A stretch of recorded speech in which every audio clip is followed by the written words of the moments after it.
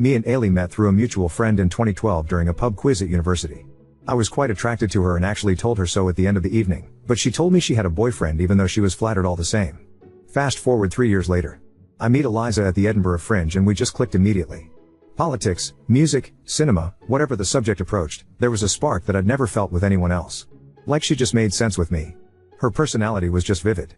It's hard to describe but I'll try. On first impression, she was so knowledgeable and enthusiastic, I was taken aback by her intensity. From that point onwards we were inseparable and I was dead certain of our future together long before we got engaged. Enter Ailey again. I start a new job at an advertising firm with a position in web design and she was one of the only people I knew. At first it was a little awkward given our history, especially considering that she was now married to the boyfriend she was dating back then. But there was no one else I knew at the firm and we both had partners at this point, so it couldn't hurt to be friends, right? And to be honest, I'm glad because I feel like our chemistry as friends superseded any potential we might have had as a couple. She's clever and has a bit of a cheeky personality. I'm quite dry and sarcastic myself, so I reckon we have a pretty fun dynamic. Eliza doesn't seem to feel that way, though. Sometimes when it's been the three of us she has expressed a feeling of being left out or that Ailey has been making fun of her. I don't see it, it's just our dynamic, but there have been a couple of nights where Eliza's been in tears because of something that Ailey has said. One time Eliza got out of her seat and Ailey sat down where she was sitting to show me a video on YouTube. When Eliza came back in she saw Ailey leaning next to me and was upset for the rest of the night. Sometimes there have been times when Ailey has said something that Eliza has read as a come on. Like when I said I missed swimming because I felt out of shape, Ailey said the two of us should go together with a playful punch. Eliza didn't say anything at the time but her discomfort was visible. Things really came to a head though on our wedding and I think the stress of it really got to Eliza. During the reception Ailey bumped into her and red wine spilled all over her dress. She was bawling the entire evening. We're now on our honeymoon and Eliza has said she hopes for a fresh start but she feels like Ailey might have spilled her wine on purpose. She's suggesting that I cut ties with her and if I'm honest I'm not so sure I want to. Where do I go from here? Update 1.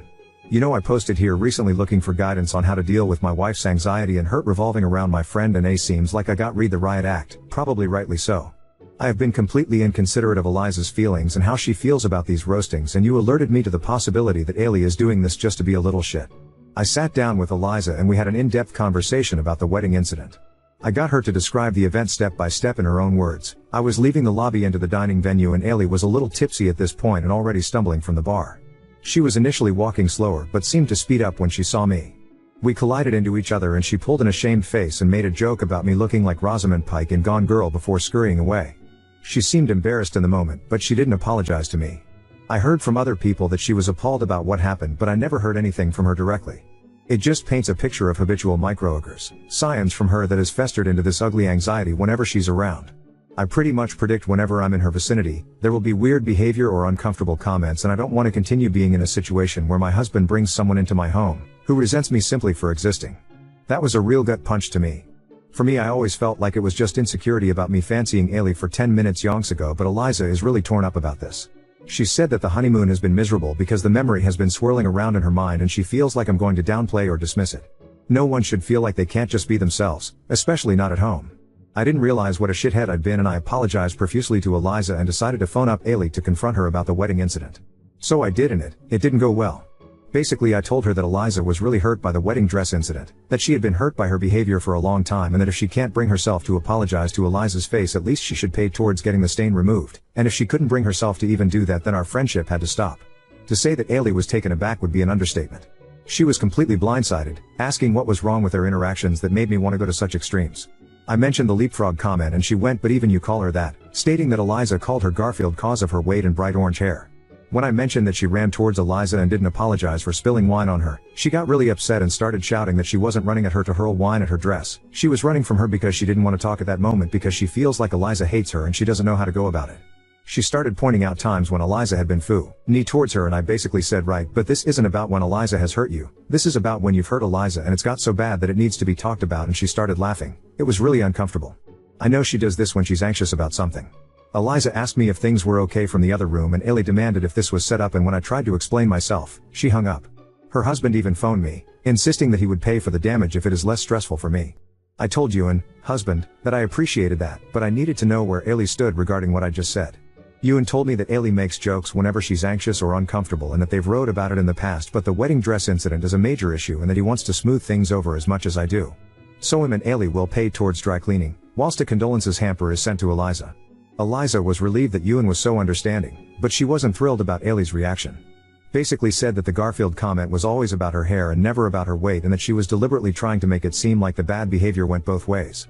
I don't think it's went both ways either, cause I've never noticed Eliza roasting Ailey in any real way. Eliza has suggested we try marriage counseling. I was a bit shocked at first because we've only been married a month lol. But I decided maybe that's the way forward, because if Eliza reckons that we need counseling for it, then it's clearly a problem. So yeah, me and Eliza are going to try marriage counseling, and my future with Ailey is uncertain. Update 2. So after the rightly deserved bollocking you gave me in the last post, you'll be happy to learn that Ailey and me aren't talking anymore, and it's probably for the best. Eliza and me received the condolences hamper in the post, and it was primarily soaps. Not in the sense of fragrant body lotions or luxury packages, or even organic bars, just regular, run-of-the-mill soaps. There were 2 dispensers that were faintly rose-scented, but it was so mild you had to really look for it. There were several white soap bars that didn't smell of anything. Really, it was so confusing. The only items that suggested it was a proper gift basket were a 6-pound bottle of Chardonnay and a box of Roses chocolates that looked a fair deal more effort than the cleaning equipment at the nearest pub. The weirdest item though? A pair of women's underpants. Not lingerie, not anything lacy or risque, like, just a plain pair of white pants. They were actually kind of grubby, there was a faint orange lining on them. It just didn't make sense to me, because if they were meant to be for Eliza, they were at least 6 sizes too big. And if Ailey really was making a move on me, they were again around 6 sizes too big. Also, why would she choose such disgusting pants to try and seduce me? It weirded me out so much I rang up Ailey, asking why I had soap and grubby knickers in our condolences hamper. She kept making dry remarks to her husband about there being a strange noise on the other end of the phone. I didn't get anywhere with her and insisted that Ewan should talk to me instead, because getting anywhere with her was like pulling teeth at this rate. After some disgruntled remarks, she passed the phone over. Ewan asked what was up and I explained the whole situation. He was momentarily surprised when I described the hamper as looking like the luggage of a janitor that lived under a bridge. He said that it was a small package, but there should have been several luxury gifts that weren't simply sanitary items. Apparently there was a bottle of Chardonnay, a bottle of Shiraz, 1 box of rose chocolates, a Lindt bar, a selection of crackers and some assorted cheeses. Somehow that got replaced with leftover soaps bought in bulk, and his wife fronts that Ailey found ever so hilarious, and apparently found ever so hilarious to send to my wife. He was hugely apologetic and embarrassed, stating that he'd pay us the cost towards the lost items. I was raging at this point, but I tried to be collected and said, right, let me talk to Ailey again please, and he got her on the line. I told her that she had the chance to make it right and she blew it, and she groaned and told me that Eliza's jealousy has crippled our friendship and she was sick of having to flatter her insecurities. I said no, you were Eliza's insecurities, and we rode for a bit. Eventually it ended with me saying that this had been building up for a while and that her attitude had been giving Eliza grief for years. Ailey said none of this would be happening if Eliza knew how to take a joke, and I just told her that a joke isn't ruining her wedding dress and then sending her your husband's stinky wife fronts. She said I sold out my principles for a girl who's threatened by other women. After the phone call, Eliza was not so much hurt as she was confused at first, because she was wondering if there was a mix-up until I explained to her the joke. She seemed pretty much resigned to the idea that Ailey would always be a shit, and I told her the likelihood of that happening was very slim considering she's cut me off for standing up for her. I think the counseling has made us stronger, and in a weird way I'm glad this happened. Because if your friendship falls apart the moment you try to protect your loved ones, then they probably weren't that strong friendships at all. Shame I won't be speaking to Ewan from now on, he's a top lad. Oop, I have apologized to Eliza multiple times. I should have been more assertive with Ailey and told her to cut her shit out then. I'm aware that this is entirely on me for being permissive towards someone who was really just being a bully towards my wife. I'm trying to do better. Oop, I think it was because I saw it as lost in translation, like it was so mething that worked with me and Ailey but didn't with her, and assumed that she would figure that it was the sort of banter we encouraged and join in at some point. Eliza's from a very sincere, straightforward family that say what they mean and don't necessarily make jokes like I do. The whole idea would be lost on them and they would be really confused and upset thinking that we were actually insulting each other. Eliza's brother nearly jumped me once just because I said that's plenty when she was rambling on a little. That's a still game reference for the transatlantic pals across the world. I like it when she rambles, I think it's cute and it's a running joke between us. But he found it so personally offensive though, like he thought that I was just telling her to put a sock in it and started ranting at me for disrespecting his sister like that. Eliza started hiding her face in shame, it was that extreme a reaction. I think I should have been paying more attention though. Eliza told me that when she's tried to chat to her, Ailey's just been like I don't do small talk and they've sat in complete silence. Apparently when she tried to chat at another time she was totally non-committal and yawned so loud that it woke up our dog. I only found this out recently because Eliza didn't want to inconvenience me and I feel so ashamed of my behavior. I felt like there was just crossed wires, but Ailey really was bullying Eliza and finding creative ways to essentially make her uncomfortable and squeeze her out of our dynamic. I don't know why or how she thought any of that was appropriate, but it's irrelevant as my wife should never be scared of telling me how she really feels. Yeah, I work with Ailey. That is a complication that I hadn't considered. I wouldn't worry about her causing drama in the workplace because she values her job greatly, but I wouldn't be surprised about some passive-aggressive attitude being thrown my way. Oh well. I guess I'll have to wait and see what happens, but I'm uninterested in any form of reconciliation if she's going to be that disrespectful. Oop, I know she's already been disrespectful and that's what I'm realizing. That's why I'm not interested, because she's been treating my wife terribly for the longest time. Update 3. Tom and I have been together for 8 years, married for 2 months. He is handsome, funny, quirky and a wonderful conversationalist, just perfect for me really. We go dancing, jogging, visit galleries and cook together. He is so sensual and loving, it's astounding and there's never a dull moment with him. I'm fond of his mom and he has welcomed my folks as his own family too. We rarely argue most of the time, except on one topic. Tom had a close friend who on multiple occasions he's described as his best friend, let's call her Julia. Originally Tom tried to ask her out years ago, before he met me, but she turned him down. They bonded over work. They had back and forth that seemed impenetrable, as whenever I tried to join in, Julia would give me these droll, blank stares. She was somewhat flirtatious with Tom, stroking his bicep when he flexed it, suggesting they should work out together. She also made somewhat insensitive comments that have really upset me. Whenever I tried to bring this up, Tom hand-waved at his banter that I was overthinking, insisting that it was in good faith, but I was never so sure. I tried to chat to Julia one day when Tom left the room and she just muttered "I hate small talk" and started scrolling on her phone. Another time I was talking to her, she just muttered throughout the entire conversation in a very bored tone and demonstratively yawned. The final straw was when she escalated her behavior from immature jabs to a prank that was primarily done to humiliate me. It didn't physically hurt, but it was emotionally devastating in a way that caused so much hassle that me and Tom had to go to marriage counseling for it. He also more or less stopped talking to Julia because of it. At first he was really defensive and kept claiming Julia's behavior is primarily just edginess that I'm misconstruing as having more sinister intentions, but the marriage counselor has pointed out that his repeated invalidation has weighed on our marriage and its impact will take a while to be lifted, and that the primary way to heave that weight will be to trust my impressions if I believe that something is up. After a particularly heated counseling session, he was agreeing with a lot of the talking points our counselor was making, but he was still insistent that Julia had no feelings for him. I said that given her past behavior, it's very likely she holds some sort of torch for him regardless of whether she admits to it or not. He told me that I was reading too much into it and I was absolutely livid. It was as though he learned nothing from our sessions. To put it across to him more aggressively, I waved over a stranger in fitness gear, complimenting his muscles. I asked him where he worked out and when he answered, I told him we could meet up and work out together one day with a wink. When he left, Tom was enraged and demanding that I explain myself, but I told him that the explanation was right there in my behavior. He was furious, understandably so, but it was the only way he could understand the severity of my pain, to experience it himself. He then shouted that what I did was specifically done to flirt, whereas Julia was likely not intending that at all. I called bullshit, stating that it's the exact same thing, regardless of intention. If I'm perfectly honest, it frustrates me that even to this point he's still defending her months down the line. Am I being the asshole here? Oop wife, she damaged a dress of mine apparently on accident, and was too ashamed or embarrassed to apologize.